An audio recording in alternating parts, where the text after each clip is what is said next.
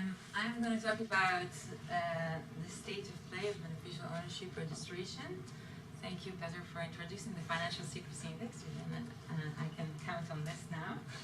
This is a paper co-authored together with Andres Nobel and Marcus Mainzer, and it is based on the results of the last edition of the Financial Secrecy Index in 2018.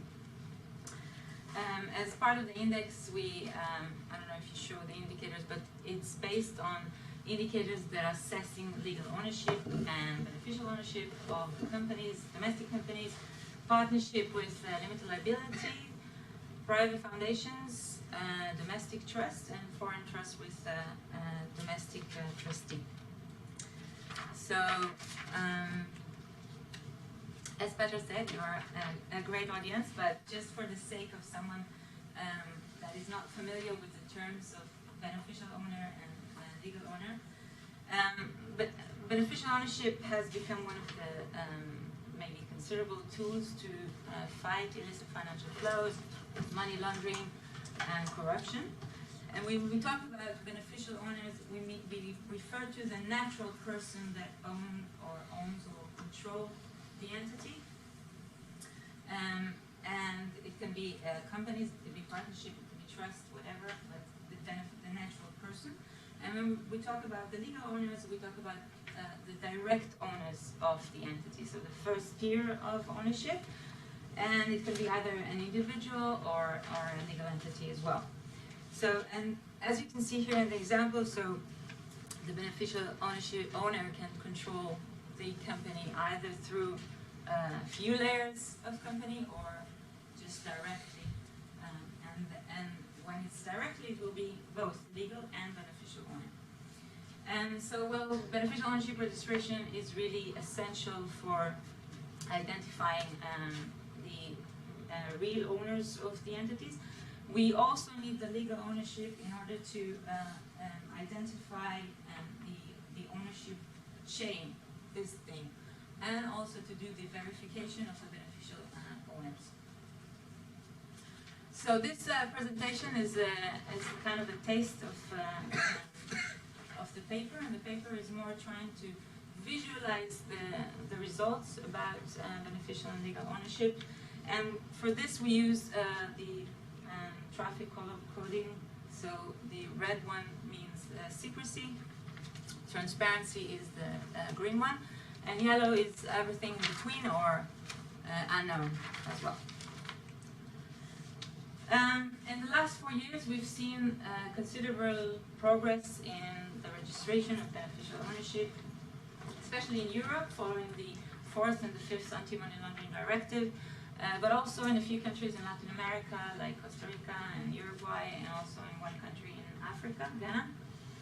And if we ignore for a moment of the loopholes, the legislative loopholes of the registration, and also from the question whether there is public access to the information, you can see here that out of the 112 countries we assess for the Financial Secrecy Index, 45 have some kind of beneficial ownership registration or are required to have this kind of registration by 2020.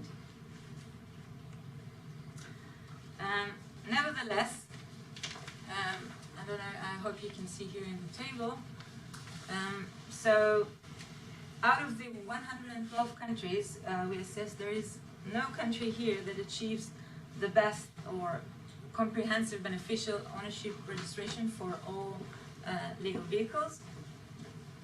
And in fact, in the case of partnership and private foundation and trust, there is no country that has comprehensive beneficial ownership registration. And even in the case of companies where it's by far the most progressive beneficial ownership registration we have today, there is no country that have both comprehensive legal ownership registration and beneficial ownership registration. So it's either or. The best case in terms of beneficial and ownership registration of companies currently is the UK. The UK has beneficial ownership registration with an open access and in an open data format. But it doesn't have the same for legal ownership, because for that it only publishes the name of the shareholders and not the address or the date of birth, etc.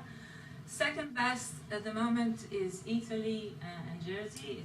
It's by far not as the UK, but it still have beneficial ownership registration, which is not open to the public, and legal ownership, which is you can access it online, but paying some kind of a fee.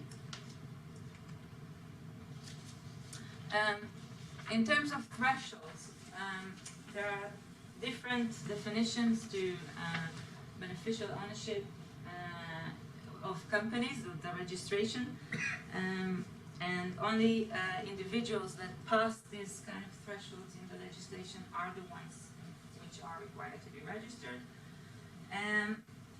Well, the FATF and also the EU Fourth Anti-Money Laundering Directive require a threshold of more than 25% of ownership or open interest.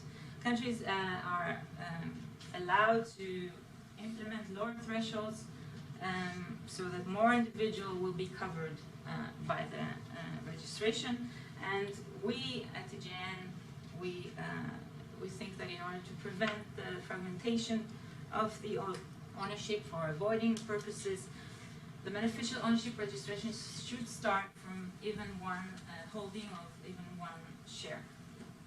And in this graph you can see that out of the countries that have beneficial ownership registration, 22 countries are requiring this threshold of more than 25. 5 countries require between 10 to 25. And 2 countries, Portugal and Curaçao, require beneficial ownership registration from the first share.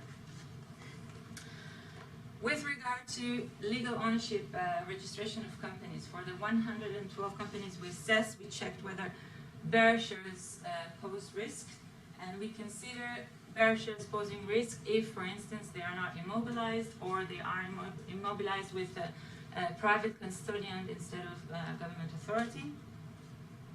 So out of the 62 countries that pose no risk of bearer share, you can see here that 43 countries have legal ownership registration. 26 of them require also the update of the information at least annually. 7 countries require online access, and only 1 country requires also online access with an open data format. We consider effective here, effective registration means when a country requires the registration of companies in terms of name and address or date of birth or tax identification number. And whatever this is, we also check whether it's online and whether it's in an open data format. So the same we've done for the beneficial ownership registration. Out of those 62 that pose no risk, you can see that 20 have this kind of registration, but only 1 country required, the UK is the one to require at the moment online access free and in open data format. Another thing we checked is the risk. We weight the transparency and the risk based on the number of entities, companies in this case. So a jurisdiction with highest transparency levels would pose no risk, even if there are many companies that are registered in the territory. By contrast, if there is a country that has low level of transparency but has a lot of companies that are registered there, we consider it poses a lot of risk because many people would like to come and use those opaque companies. And here you can see that the US is the one that posed the most risk because it has 30 million companies registered and it has no comprehensive registration requirements of legal or beneficial ownership. Second is the China that has like half of those 30 millions, but has the risk of bearer shares. And at the moment, the UK is the one to pose the lowest risk because it has those has 3 million companies that are registered in the UK at the moment, at least for 2018, and it has the legal and ownership registration. So to conclude, we see there is a global trend for beneficial ownership registration with an open access, especially following the 5th anti-money laundering directive in the EU. Nevertheless, there are many loopholes that remain and that we think can I finish my time? Or? Yes, it's okay. It's okay. Okay. So the loopholes like accessing public access to the information, and also we think that all parties to the entities need to be registered. For instance, with regard to trust or foundation, not only the trustee needs to register, but also the protector and the beneficiary. And countries should impose unilateral implementation transparency measures, and by that we mean that we think countries should, whenever there is a chain of ownership, it would be beneficial if they require the or allow the chain to be to register only if those companies are registered in countries where there is a requirement for effective registration. Lastly, there is we think there is a need for a validation checks of the ownership registry. So by that we mean that the existing data that the corporate registries have should be identical or at least match the one that is held by government authorities. And also we think that validation checks should be made like digital signature and biometric data. But this last point will be further discussed tomorrow in Vice Noble presentation only about the verification of ownership. So I will end up here. Thank you.